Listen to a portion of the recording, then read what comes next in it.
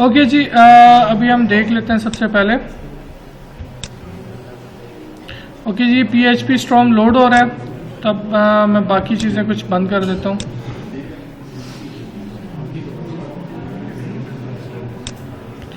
Okay जी, CSB section है ना आपका, ठीक है। तो प्रोजेक्ट हम ओपन कर लेते हैं यहाँ से।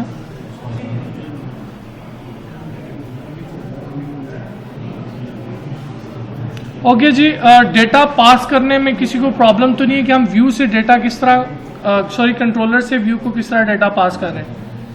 जी, एनीवन कोई इशू है तो आप कह सकते हैं, ठीक है।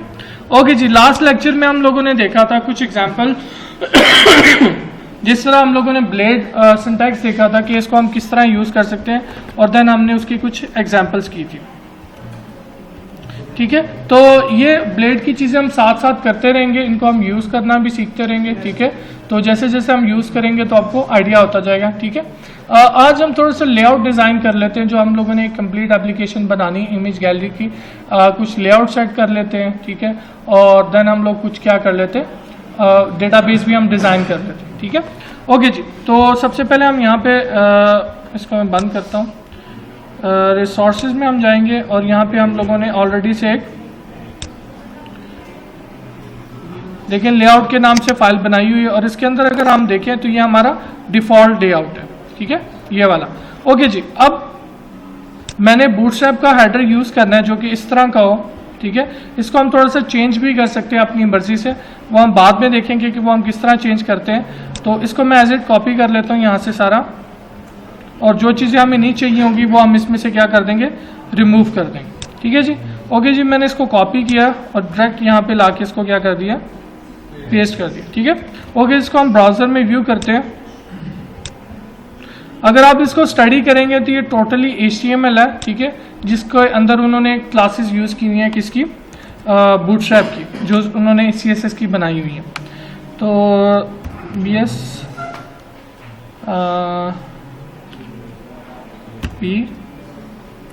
CSP के नाम से बना।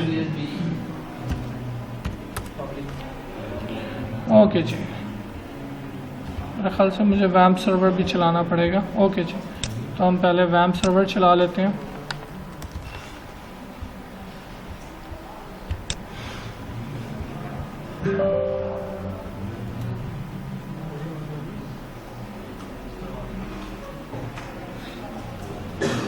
ठीक है जी, ये छोटी छोटी चीज़ें जो आपने याद रखनी है, कंट्रोलर किस तरह क्रिएट करना है, ठीक है।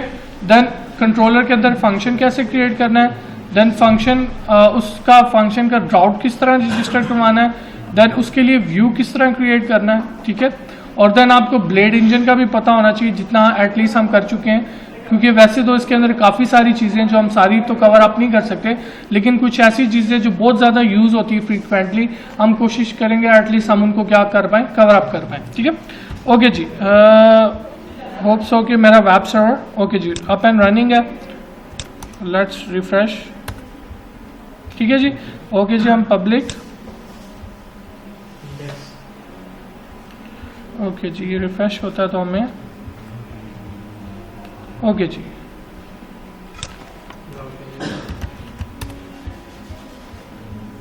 ठीक है जी। ये लास्ट टाइम हम लोगों ने कुछ इस तरह का सोचा था कि हम लोग डिज़ाइन करेंगे, ठीक है। तो हम इसको रिफ्रेश कर लेते हैं एक दफ़ा।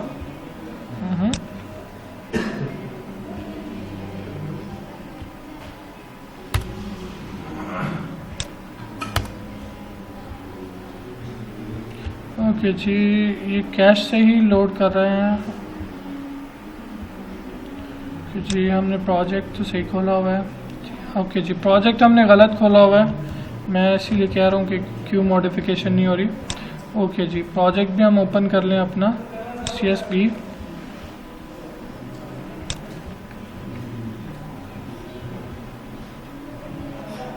ओके जी, हमारा प्रोजेक्ट भी ओपन हो गया। यहाँ से हम फाइल ओपन कर लेते हैं, layout.blade, ठीक है। उसके बाद हम लोगों ने इसको कुछ इस तरह, ये लास्ट टाइम हमने एग्जांपल की हुई है, तो इसको हम रिमूव कर देते हैं। ओके जी, तो बाकी हमने ये बूटस्ट्रैप वाला कोड इंसर्ट कर दिया हेडर में। अब अगर हम इसको रिफ्रेश करेंगे तो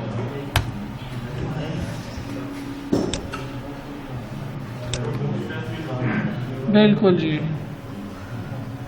ओके जी। बूटस्ट्रैप हमारी यहाँ पे नहीं है, इस वजह से वो आ नहीं रहा, ठीक है, क्योंकि बूटस्ट्रैप अगर हम इंक्लूड करवाएंगे, हमने करवाई हुई है, लेकिन लास्ट टाइम हमारे पास इंटरनेट था, ठीक है, तो इस वजह से किसी के पास डिवाइस है तो दे दे यार।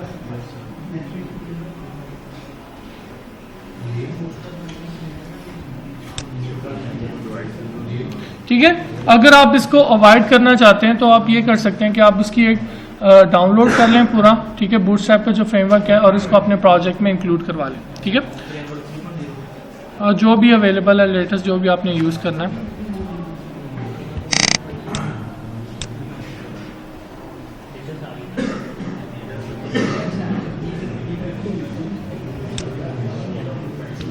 ओके जी, हम इसको अब रिफ्रेश कर लेते हैं एक दफ़ा।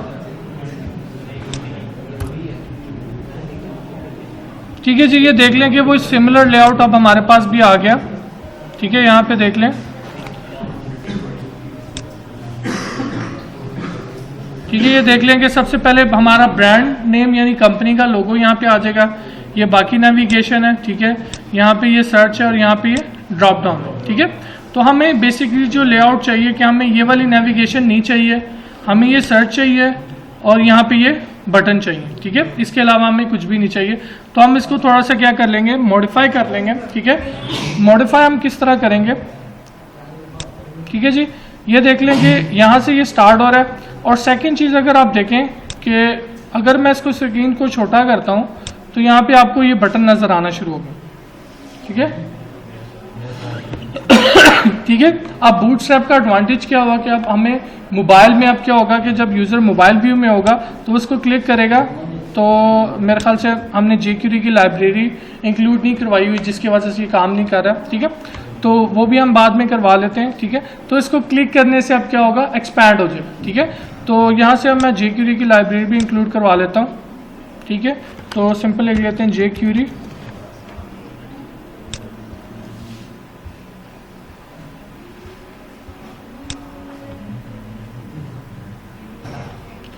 ओके जी।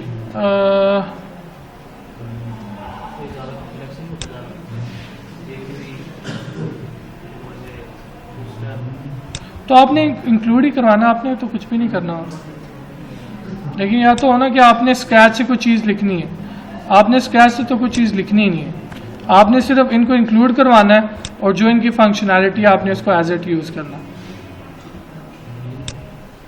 नहीं जी, हम jQuery की लाइब्रेरी में हमने इंक्लूड करवा लिया।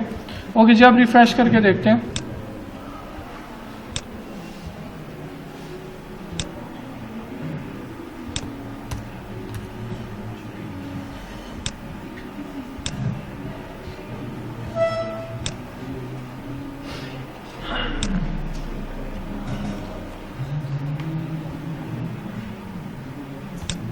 ठीक है जी, ये देख लें कि जैसे हमने लाइब्रेरी इंक्लूड करवाई है, आप देखें कि वो हमारा जिस तरह ब्राउज़र में आप किसी चीज़ पे क्लिक करते हैं और एक्सपैंड हो जाती है मोबाइल के अंदर, सॉरी, तो वो अब ये खुद ही होना। अब यहाँ पे जो चीज़ बताने वाली है, देखें, अगर आप खुद से करें तो आपको काफ़ी टाइम लग जाएगा, ठीक है, क्योंकि अगर आपने खुद से रिस्पॉन्सिव क्रिएट करना है तो ये आपको काफ़ी ज़्यादा टाइम लेगा आपका, ठीक है। अब आपने हर स्क्रीन रेजोल्यूशन को भी पहले देखना है कि किस डिवाइस किस रेजोल्यूशन पे है, और फिर क्लाइंट की एप्लीकेशन किस किस मोबाइल पे रन होगी, हर को एक मद्देनज़र रखते हुए आपने इसको क्या करना है, डिज़ाइन करना, ठीक है।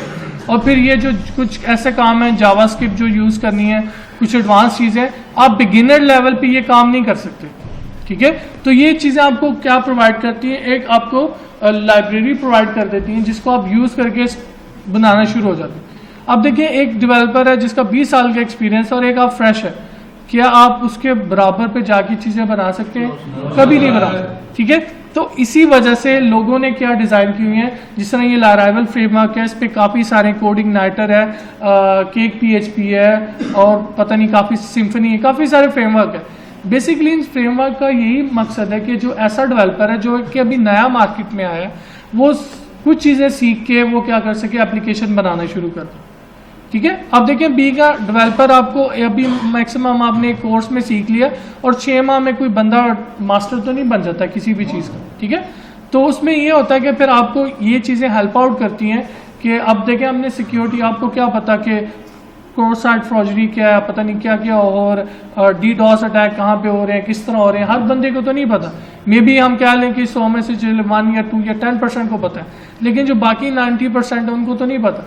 ठीक है, तो ये फ्रेमवर्क क्या करते हैं, फिर आपको इस चीज़ में भी हेल्प आउट करते हैं कि आपको सिक्योरिटी भी काफ़ी हद तक खुद से टैकल नहीं करनी पड़ती। ठीक है, तो इसको सिर्फ आपने ये देखना है कि एक आपके पास लाइब्रेरी है, जिस तरह आपने सी में किया था कि अगर आपने कंसोल पे कोई चीज़ प्रिंट करवानी है तो आप स्क्रैच से तो फंक्शन नहीं लिखते थे, आप सिर्फ यूज़ करते थे प्रिंट एफ, जो कि एक बिल्ट इन लाइब्रेरी का फंक्शन है।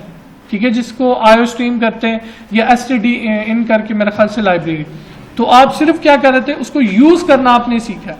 तो यहाँ पे भी जो फ्रेमवर्क्स हैं उनका सिर्फ ये मकसद है कि आपने ये सीखना है कि इनको हमने यूज़ कैसे करना। ठीक है, एक्चुअल में फ्रेमवर्क के अंदर आप कोई नई चीज़ तो क्रिएट नहीं कर रहे, you are just learning how to do it. ठीक है, तो ये ही चीज़ आपने इसके अंदर सीखनी है कि आपने इसको यूज़ कैसे करना है। ठीक है, अब सिंपल सी एग्जांपल है, जब आप एक सेलफोन लेते हैं तो आपको मे बी एंड्रॉयड आपने फर्स्ट टाइम लिया तो आपको यूज़ करना तो नहीं आता, लेकिन आपको किस तरह आता है, आहिस्ता आहिस्ता आप इस्तेमाल करते हैं उसको, चीज़ों को एक्सप्लोर करते हैं और देन एट दी एंड आप उसके एक्सपर्ट बन जाते हैं। तो इसी तरह फ्रेमवर्क का भी यही चीज़ है, डॉक्यूमेंटेशन आपके पास अवेलेबल है, ट्यूटोरियल आपके पास अवेलेबल है। ठीक है, सिर्फ आपने क्या करना है, डॉक्यूमेंटेशन को एक दफ़ा पढ़ना है।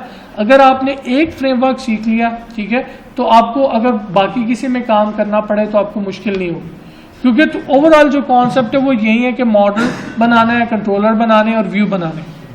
ठीक है, अब मे बी सिक्योरिटी का किसी में वेरी कर जाए, मे बी किसी का राउट रजिस्टर कराने में वेरी कर जाए, लेकिन ओवरऑल सारे जितने फ्रेमवर्क हैं वो इसी कॉन्सेप्ट को क्या करते हैं, फॉलो करते हैं। ठीक है, तो अगर आपने एक पे ग्रिप कर ली तो आपको बाकी आपके लिए सीखना कोई मुश्किल नहीं होगा। ओके जी, तो आपने बूटस्ट्रैप को भी ऐसे ही लेना कि ये फ्रंट एंड के लिए एक लाइब्रेरी है जिसमें चीज़ें बनी बनाई हैं, और आपने सिर्फ ये देखना है कि आपको कौन सी चाहिए। जिस तरह अब एग्जाम्पल के तौर पे मैंने हेडर वाला पोर्शन डिज़ाइन करना, अब मैं खुद से भी कर सकता हूँ, इसमें कोई मुश्किल काम तो नहीं, आप भी कर सकते हैं। अब तो आप इतनी प्रैक्टिस तो हो चुकी है। ठीक है, मेन्यू बनाना, लोगो लेके आना, ये तो आप आराम से कर, लेकिन ये कि अब देखें, या तो मैं स्क्रैच से करूँ या मैं सिर्फ कॉपी एंड पेस्ट करूँ और मेरा काम हो। ठीक है, ये कि आपको पता होना चाहिए कि आप कैसे कर सकते हैं। ठीक है, ये आपको लाजमी पता होना चाहिए, क्योंकि अगर आपको बिल्कुल कॉन्सेप्ट नहीं होंगे तो जो बिल्ट इन चीज़ है आप उसमें भी मॉडिफाई नहीं कर सकते। ठीक है, ओके जी, जिस तरह मैंने अब ये बना लिया हम लोगों ने हेडर के लिए, इसको हम थोड़ा सा एक्सपैंड कर लेते हैं। अब इसमें से सिर्फ ये 2 चीज़ें हम रखेंगे। ठीक है, और ये हम क्या कर देंगे, पेपर में जो ऐसी चीज़ें जो जिस तरह बूटस्ट्रैप है, मे बी मैं डिफाइन कर दूंगा कि क्या क्या हो सकता है इसमें से, क्योंकि जाहिर सी बात है, अब हर चीज़ को तो नहीं रटा लगा सकते ना, क्योंकि कोड इतना लेंथी कोड तो कभी याद नहीं रहता। तो बिल्कुल ठीक है, वो मैं उस तरह भी कर सकता हूँ, लेकिन फिर वो आपके लिए प्रॉब्लम होगी। ठीक है, तो वो मैं डिफाइन कर दूंगा कि किस में से क्या आएगा। ठीक है, क्योंकि कुछ ऐसी बेसिक चीज़ें वो एटलीस्ट आपको पता होनी चाहिए, वही ना। तो कुछ ऐसी बेसिक चीज़ें जो मैं आपको बता दूंगा, एटलीस्ट ये आपको लिखना और आना चाहिए, बाकी चीज़ें आप उनकी साइड से जाके व्यू कर सकते हैं। ओके जी, तो अब देखिए कि क्लास बनाना कोई इतना मुश्किल काम नहीं, वो आप पेपर पे भी बना सकते हैं। क्लास के अंदर फंक्शन लिखना, राउट रजिस्टर करवाना, व्यू क्रिएट करना। ठीक है, आगे हम मॉडल बनाएंगे, वो मॉडल भी इस तरह की जो बेसिक चीज़ें जो बन सकती हैं ईजीली। अगर मैं कोई दूंगा भी तो इतना लेंथी नहीं दूंगा कि वो आपकी समझ से बाहर हो जाए कि यार ये तो पूरे 4 पेजेस लगेंगे इसको लिखने के लिए। ठीक है, तो पेपर मैंने भी चेक करना, तो मैं इसलिए हाथ से डिज़ाइन करूंगा कि वो चेक करना आसान हो। ठीक है, अगर बहुत ज़्यादा मुश्किल हो जाएगा आपके लिए भी और फिर मेरे लिए भी।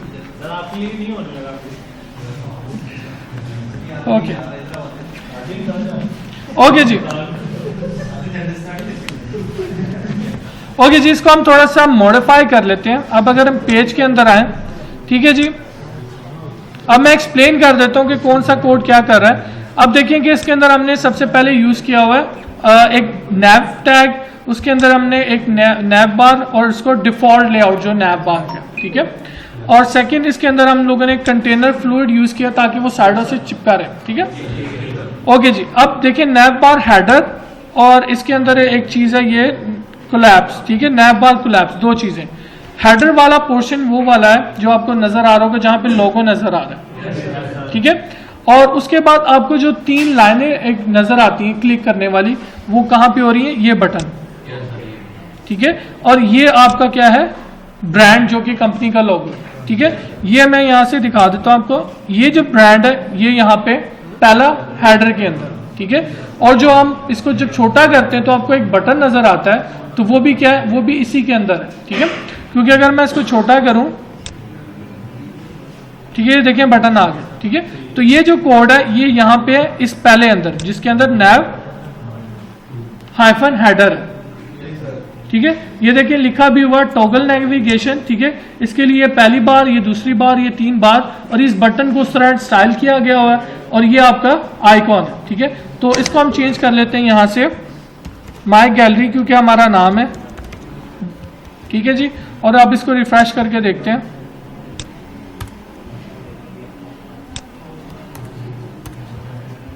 ठीक है जी। आप देखें कि यहाँ पे क्या आ गया, माई गैलरी, ठीक है।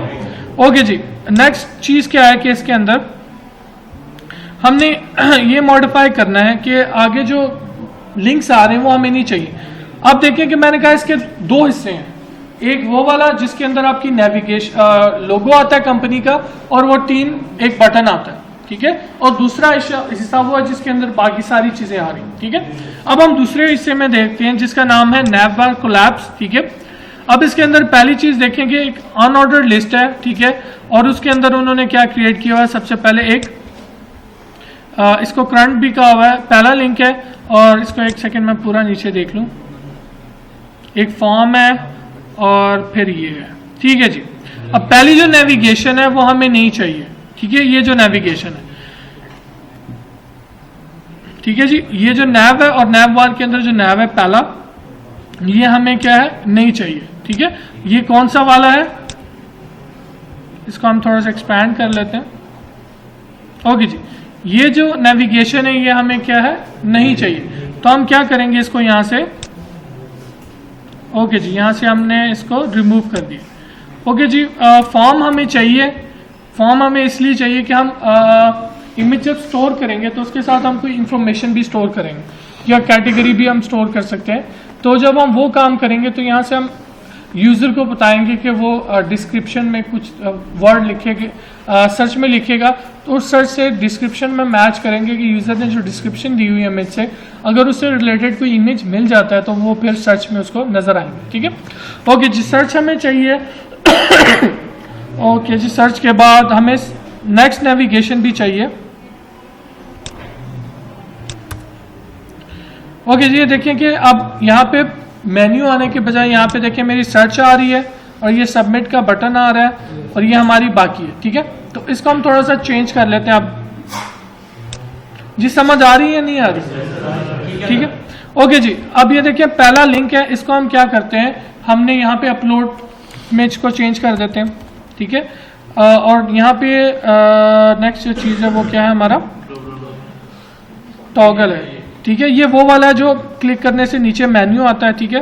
तो हम यहाँ पे इसको, हमें सिर्फ कौन से चाहिए, बल्कि अब आ रहा होगा, पहले जावा JQuery की वजह से आ नहीं रहा था, तो लेट्स रिफ्रेश अगेन, ठीक है। ये भी आपके पास देखें, आपको अगर इस तरह का मेन्यू क्रिएट करना है, आप देखें कि हमें लास्ट टाइम हम लोगों ने जब किया था, हम लोगों ने सबसे पहले पेरेंट की पोजीशन रिलेटिव की थी, चाइल्ड की एब्सोल्यूट की थी, देन लेफ्ट एंड राइट हमने सेट किए थे, और उसके बाद ये हमारा इस तरह की ड्रॉप डाउन लिस्ट आना शुरू हुई थी, ठीक है। ओके जी, इसके अंदर कुछ चीज़ें हैं जिस तरह आपको यहाँ पे मे भी नजर ना आ रहा हो, ये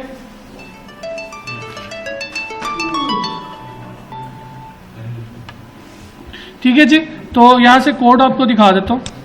अब देखें यहाँ पे कोड आपको नजर आ रहा है। सबसे पहले हमने जो वो ड्रॉप डाउन लिस्ट क्रिएट करनी है, उसके लिए हमने क्या करना है कि li के अंदर हमने उसको क्लास दी ड्रॉप डाउन, जिस पे क्लिक होगा, ठीक है। और उसके अंदर हमने सबसे पहले एक a टैग क्रिएट किया। अब इसको आपने कुछ क्लासेस देनी, जैसे सबसे पहले यहाँ पे देख लें ड्रॉप डाउन टॉगल है और डेटा टॉगल है और रोल इसका बटन है और ये चीज़ें ऑलरेडी से आपको सिर्फ पता होनी चाहिए, अगर आपको नहीं भी याद रहती है डजंट मैटर, ठीक है, क्योंकि सिर्फ कॉन्सेप्ट हमने लेना है कि ये करती क्या है, ठीक है। अब पहली जो चीज़ है वो क्या है कि इसको क्लास दी गई है हमने, और सेकंड ये डेटा टॉगल आपका जावास्क्रिप्ट यूज करता है जो कि बूटस्ट्रैप में एक जावास्क्रिप्ट की लाइब्रेरी है, ठीक है। ओके जी, जब यूजर क्लिक करता है तो वो इस पे देखता है कि ऑप्शन क्या उसने डेटा टॉगल में क्या कहा, ठीक है, क्योंकि हमने डेटा टॉगल में ड्रॉप डाउन कहा हुआ है, तो जब जैसे भी पास होगा जावास्क्रिप्ट को तो हमारा वो मेन्यू क्या हो जाएगा, लिस्ट हो जाएगा, ठीक है। अब यहाँ पे देखिए कि पहले हमने इसको क्लास दिया ड्रॉप डाउन, इसको हमने क्लास दिया ड्रॉप डाउन मेन्यू, यानी पहले ड्रॉप डाउन पे क्लिक होगा तो ड्रॉप डाउन मेन्यू के अंदर जो होगा वो क्या हो जाएगा, नीचे एक्सपैंड हो जाएगा, ठीक है। अब दोबारा देख लें यहाँ पे कि जब मैं इस पे क्लिक करता हूँ, ठीक है जी, ये मैंने क्लिक किया और देन ये यहाँ पे क्या हो रहा है, लिस्ट हो रहा है, ठीक है। ओके जी, अभी हम लोगों ने यहाँ तक क्या देखा कि नैव बार कैसे आपने ऐड करनी है। तो नैव बार सबसे पहले आपने क्या करना है, याद रखना है कि आपने बूटस्ट्रैप की साइट पे जाना है, ठीक है, और बूटस्ट्रैप की पहले हम लोगों ने लास्ट टाइम बात की थी CSS, उसके आगे एक ऑप्शन है कंपोनेंट की, कंपोनेंट पे आप क्लिक करेंगे तो वहां पे नैव बार आपको लिस्ट हो जाएगा, ठीक है। मैं बल्कि दिखा भी देता हूँ, ये देखिए ये नैव बार है, और अगर हम इसको थोड़ा सा ऊपर करें, मैं पेज अप कर लेता हूँ, बल्कि इस पर टाइम लगेगा तो हम यहाँ से स्क्रॉल कर लेते हैं सीधा, ठीक है जी। अब देखें एक आपके पास है CSS जिसमें हम लोगों ने बेसिक लेआउट की बात की थी, बटन हो गए, टेबल हो गए, और देन हमारा ग्रिड सिस्टम जो था, ठीक है। अब कंपोनेंट में अगर आप क्लिक करेंगे तो आपको ये चीज़ें मिलेंगी, जैसे आपके ग्लिफ आइकॉन्स, ठीक है, ये आइकॉन्स अगर आपने ऑलरेडी से यहाँ पे दिए हुए हैं, इसमें से हम एक आधा इसको यूज़ करेंगे ताकि आपको पता चल जाए। अगर आपने कोई आइकॉन यूज़ करना है तो ये ग्लिफ आइकॉन की एक लाइब्रेरी है, ठीक है, बूटस्ट्रैप के अंदर ही, तो इसमें काफ़ी सारे आइकॉन उन्होंने ऑलरेडी से दिए हुए हैं, अगर आपने कोई यूज़ करना है तो आप इसके अंदर से यूज़ कर सकते हैं, ठीक है। ओके जी, सेकेंड हमारे पास देख लें यहाँ पे क्या है, ड्रॉप डाउन्स, ठीक है। अब अगर इस पर हम क्लिक करेंगे ड्रॉप डाउन्स पे, तो यहाँ पे देख लें कि ये उसने सारी ऑप्शन दी हुई है, और यहाँ पे भी उसने एग्जांपल दी हुई है कि आपने इसको ड्रॉप डाउन देना है, यहाँ पे बटन को आपने कुछ चीज़ें हैं जो उसने कहा हुआ है आपने एज इट ही देनी है, और ये ड्रॉप डाउन मेन्यू, ठीक है। तो ये सारी यहाँ पे एग्जांपल्स उन्होंने दी हुई है। ब्रेड क्रम्स का आइडिया है किसी को? अच्छा जी, ब्रेड क्रम्स बेसिकली क्या होते हैं कि अक्सर आपने साइट्स पे देखा होगा, एक छोटा सा पाथ आ रहा होता है कि आप होम में हैं, फिर कैटेगरी है, और फिर अबाउट, मतलब आप एक्चुअल किस पाथ पे, ठीक है।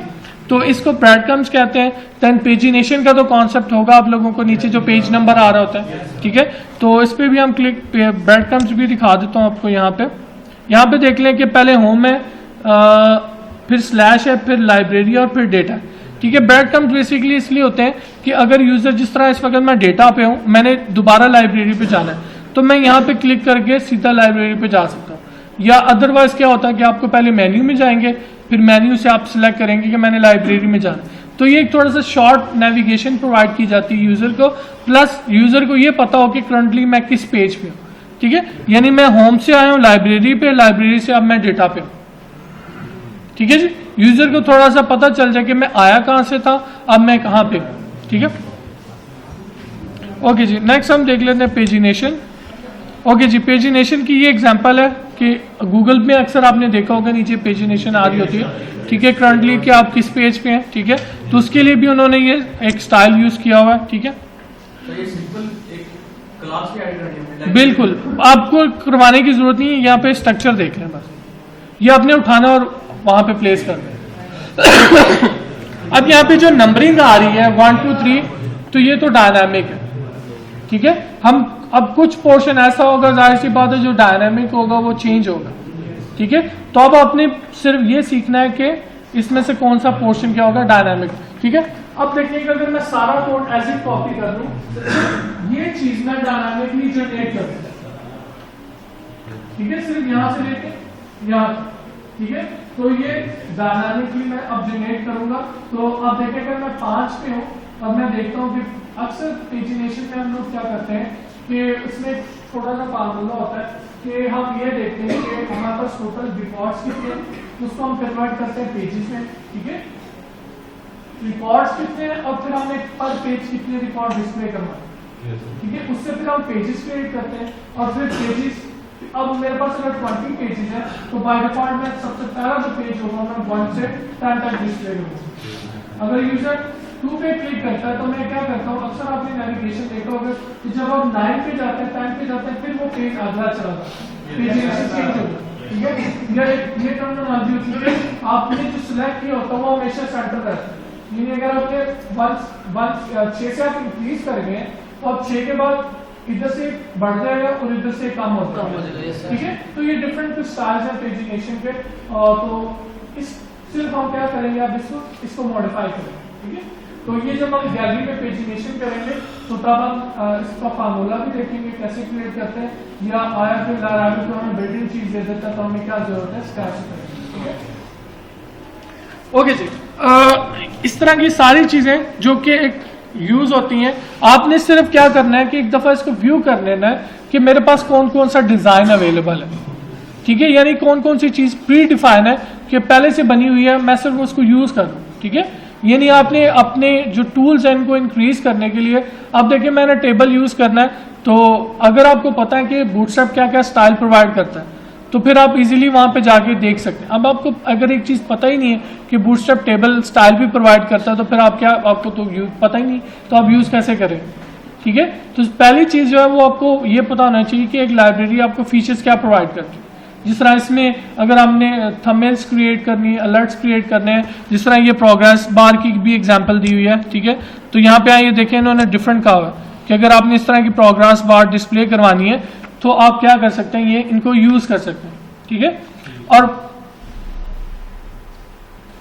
नीचे उन्होंने पूरी एग्जांपल भी दी हुई है कि इनको यूज कैसे करना है, ठीक है। अब यहाँ पे कुछ चीजें जो है जिस तरह प्रॉब्लम आती थी कॉन्सेप्ट में वो था ग्रिड लेआउट, ठीक है, ग्रिड सिस्टम जो था, इसीलिए वो मैंने लास्ट लेक्चर में एक्सप्लेन कर दिया कि ग्रिड सिस्टम होता क्या है, ठीक है।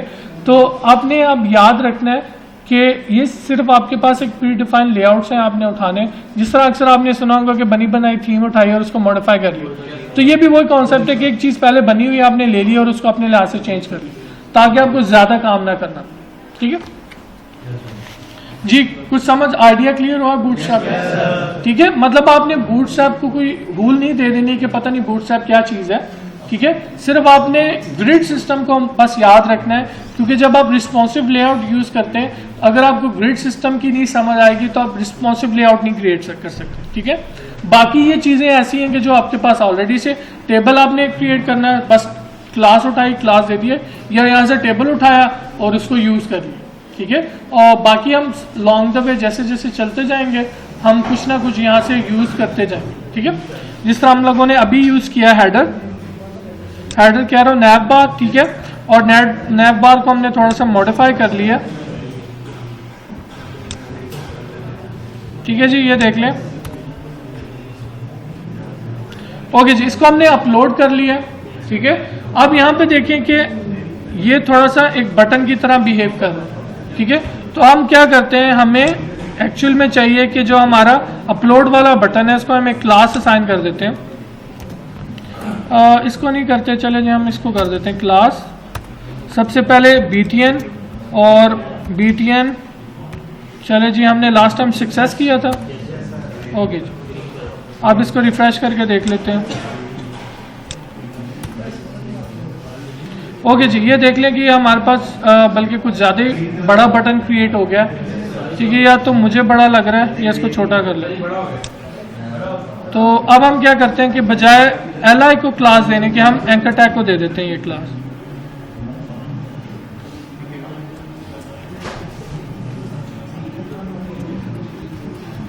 ओके जी। अब मैं इस a टैग को क्लास असाइन कर देता हूँ। अब देखते हैं कि ये अब क्या करता है,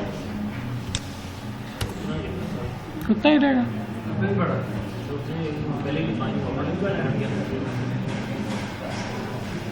ओके जी। इसको हम बाद में होवर पे वो पूरा नहीं हो रहा है, ओके जी। यहाँ पे बेसिकली हमने बटन क्रिएट करना है, तो हम एक चीज और करते हैं,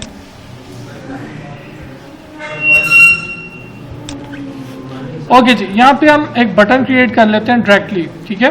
तो ये बटन हम यहीं से ले लेते हैं, लेकिन हमें बटन उस तरह का नहीं चाहिए, तो हम इसको कॉपी कर लेते हैं यहाँ से,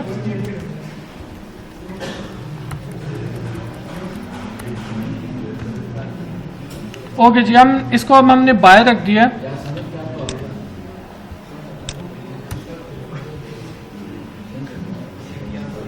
ओके जी, ये देख लें अब यहाँ पे एक सही बटन बन गया, ठीक है। ओके जी, अब हम नेक्स्ट करते हैं। नेक्स्ट जो चीज़ इसको करनी है वो ये है कि इसको हम एक क्लास और दे देते हैं, बल्कि एक डिव के अंदर इसको रख लेते हैं।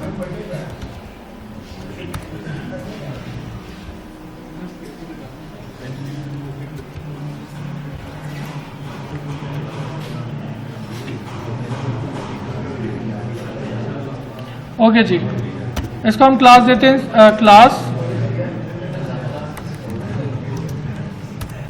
पहले हमने देनी नेव, फिर नेव बार,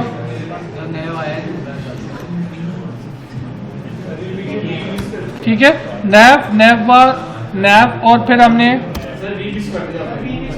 ओके जी, कहाँ से क्या मिस कर दिया? ओके जी, यहाँ पे आपने नैव बार,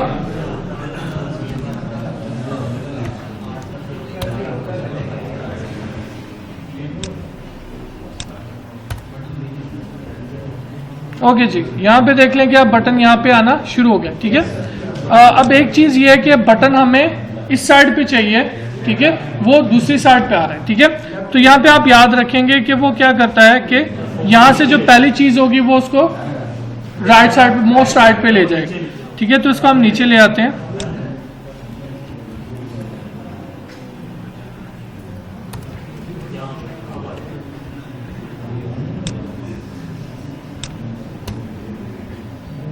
ओके जी, देख लें यहाँ पे बटन हमारा अपलोड का आ गया है और यहाँ पे ये ड्रॉप डाउन आ रही है, ठीक है। तो इसको मैं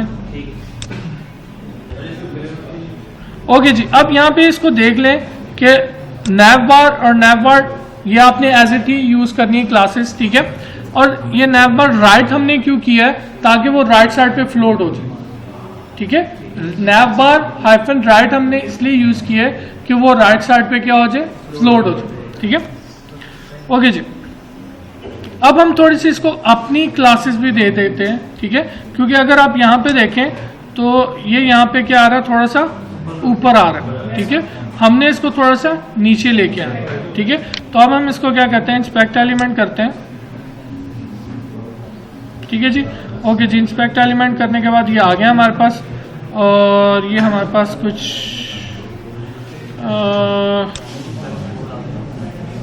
ओके जी, अब देख लें कि इसका जो मार्जिन है ऊपर से 0 और नीचे से भी 0, ठीक है। तो अगर हम एक्चुअल में देखें, इससे ऊपर जो डिव है इनको भी देख लेते हैं, और इनकी हम लाइन हाइट देख लेते हैं, अगर हम यहाँ पे कहीं नज़र आ जाए।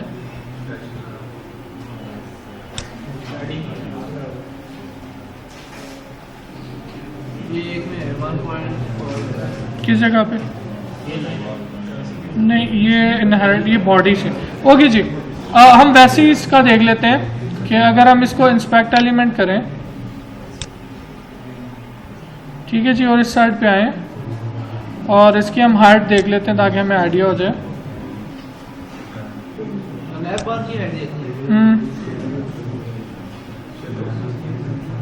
ओके जी, इसके अंदर इन्होंने क्या किया, पैडिंग राइट और पैडिंग लेफ्ट टॉप से,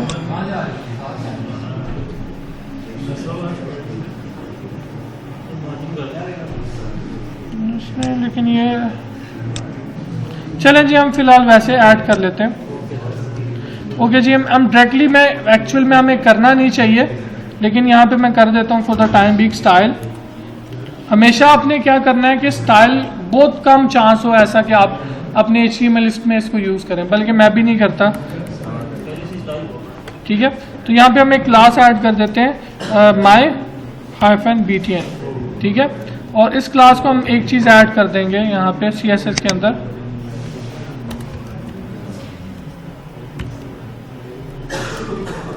ओके जी। सिंपल हमने यहाँ पे क्या करना है, मार्जिन फ्रॉम टॉप से नहीं करेंगे, हम पैडिंग ऐड कर लेते हैं, पैडिंग फ्रॉम टॉप। चलिए जी, हम 10 पिक्सल करके देख लेते हैं सबसे पहले, ठीक है।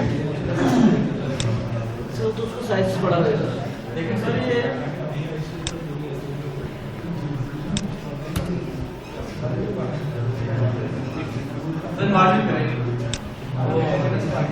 पैडिंग ठीक है जी, ये देख लें ये थोड़ा सा ज़्यादा हो गया, हम थोड़ी सी कम कर लेते हैं।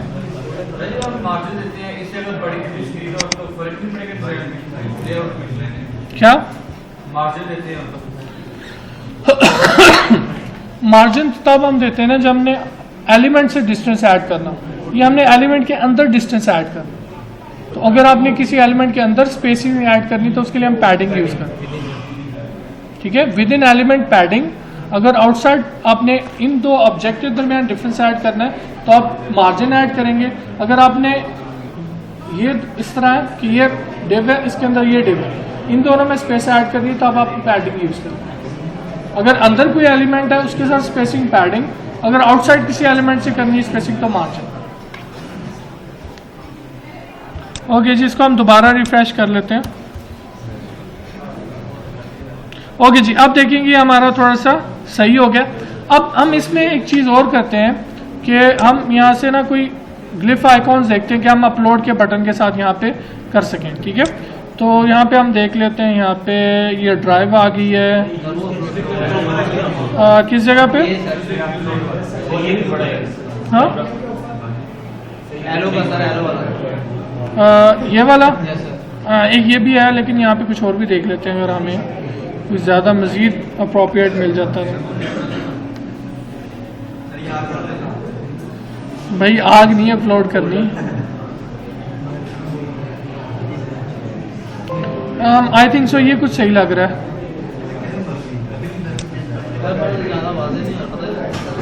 हाँ चलें कोई और देख लेते हैं, चलें जी वही ले लेते हैं पहले वाला। फिर यार इधर से दे रहे हैं, उधर बाहर से यार इसको बाहर भेज दीजिए, बाहर से ये वाला। Yes sir. ओके जी, अब ये आपने याद रखना है जब आपने ग्लिफ आइकॉन यूज़ करना है, सिंपल आपने इसके नीचे जो नेम दिया है उसको कॉपी करना है, जहाँ पे आपने यूज़ करना है वहाँ पे आना है। अब मैंने यूज़ करना है कहाँ पे, लेआउट के अंदर, लेआउट के क्लास के अंदर, ठीक है, और हमने इसको ऐड करना है अपलोड के अंदर, ठीक है। तो यहाँ पे देखिए मैं सिंपल एक स्पैन की क्लास क्रिएट करूँगा, क्लास कर रहा हूँ एक टैग स्पैन का, स्पेस दे दी, ठीक है जी। और इसको आप अपने सिर्फ एक क्लास असाइन कर देनी जो आपने वहाँ से कॉपी की है, ठीक है जी, और कुछ भी नहीं करना। Let's refresh it and see what happens.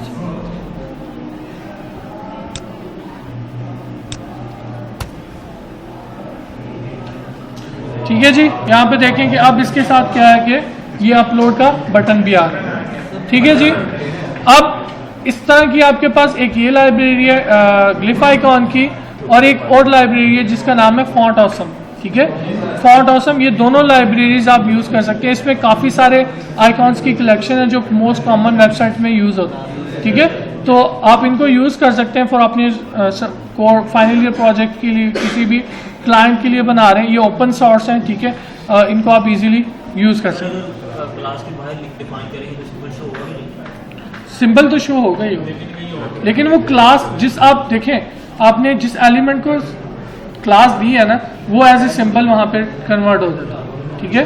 आप आई को भी दे सकते हैं, स्पैन को भी दे सकते हैं, डिव को भी दे सकते हैं, वो डजेंट मैटर, ये उसकी बिहेवियर आपने चेंज कर लेते हैं जी। सर ये सिंबल की पोजीशन भी चेंज हो सकती है?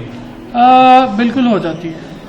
आप इसको अगर मार्जिन वगैरह ऐड कर दें तो वो ऊपर नीचे इस तरह लेफ्ट राइट आप कर सकते हैं जी। रोटेट भी हो सकते हैं, लेकिन वो CSS3 से है, वो ज़रा थोड़ा कम्प्लेक्स है, ठीक है। ओके जी, क्योंकि हमारा ग्राफिक्स का कोर्स नहीं है इसलिए हम इस पे बात नहीं करेंगे, ठीक है जी। अपलोड, अब यहाँ पे हम थोड़ा सा बना लेते हैं, कुछ इसको चेंज कर लेते हैं। ओके जी, इसमें जो पहली चीज़ हम देंगे कि हमें सिर्फ 2 चाहिए, बल्कि मैंने ज़्यादा डिलीट कर दिए। अब हमें 2 चाहिए, एक हमें चाहिए एक्शन लॉगिन का,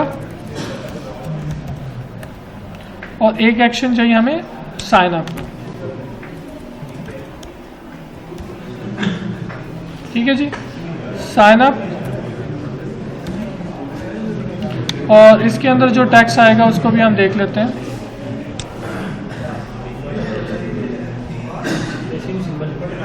ओके जी, इसके अंदर देखिए ये सिंबल यूज हुई है यूज़र। ओके जी,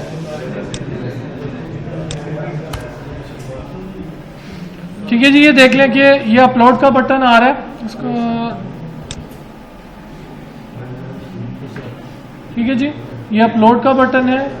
यूज़र पे मैं क्लिक करूंगा, नीचे ऑप्शन आ जाएगी लॉगिन करना है या साइन अप करना है। ठीक है, ओके जी, यहाँ पे अगर हम सर्च करेंगे तो ये क्या आ जाएगा, ठीक है, जो भी इमेजेस आ जाएंगे। ठीक है, टाइम हमारे पास कितना है, थोड़ा।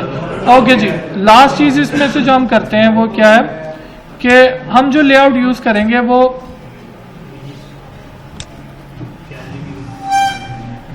फ्लूइड नहीं यूज़ करेंगे, हम कंटेनर यूज़ करेंगे। ठीक है जी, इसको मैं कंटेनर कर देता हूँ।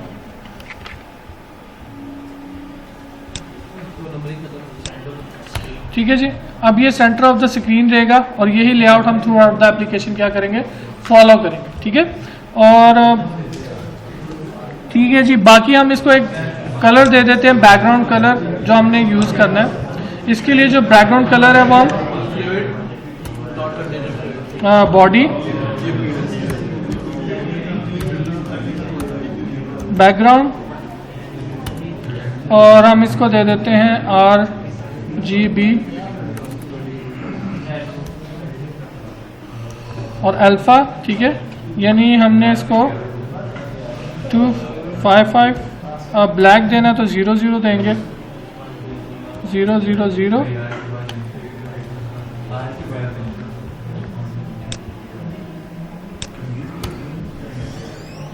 ओके जी, ये देख लें कि बैकग्राउंड हमारा ब्लैक हो चुका है। ठीक है, और इसको हम थोड़ा सा ओपेसिटी का कॉन्सेप्ट है आप लोगों को। ठीक है, हम इसकी ओपेसिटी कम कर देते हैं। ओके जी, 0.7 की है मैंने। ठीक है जी, ये थोड़ा सा इस तरह का हम लेआउट रखेंगे थोड़ा सा। ओके जी, अब देखें कि यहाँ पे क्या है कि ये इस तरह आ रहा है। ठीक है, लेकिन एक्चुअल में हमें इस तरह नहीं चाहिए, हमें भी इसको भी ब्लैक करना है। ठीक है, तो अगर हम इसको यहाँ पे मैंने फायरबग, एक सेकेंड हम इंस्टॉल कर लेते हैं, बल्कि हमने फायरबग इंस्टॉल मैंने किया हुआ है, इसको हम एक्टिवेट करते हैं। ओके जी, यहाँ पे आए फायरबग। ठीक है जी, और अब यहाँ पे आने के बाद हम अगर इसको करें इंस्पेक्ट एलिमेंट, बल्कि इसमें ये नहीं आ रहा, इन्होंने थोड़ा सा चेंज कर दिया अपना। ये आ गया। ओके जी, इसको हम थोड़ा सा स्क्रॉल डाउन करें और अगर हम देखें तो यहाँ पे देखें वो बैकग्राउंड इमेज क्या कर रहा है, ये लीनियर ग्रेडियंट ऐड कर रहा है। और अगर हम इसको अनचेक कर दें तो कोई चेंज नहीं है इससे। ठीक है जी, कोई चेंज नहीं हुआ। तो नीचे चलते हैं, अगर हम इसको अनचेक कर दें कोई चेंज नहीं है इससे भी। ओके जी, कहीं और बाकी देख लेते हैं। बॉर्डर आ गया, हाँ वो उड़ जाएंगे। एक सेकंड, सिर्फ हम एक चीज़ देख लें यार। चलें जी, फिर इसको हम नेक्स्ट लेक्चर में यहीं से कंटिन्यू करेंगे। ठीक है, यानी हमारा जो मकसद है वो इसका बैकग्राउंड कलर जो है वो जो बैक पे आ रहा है वही आना शुरू है। ठीक है,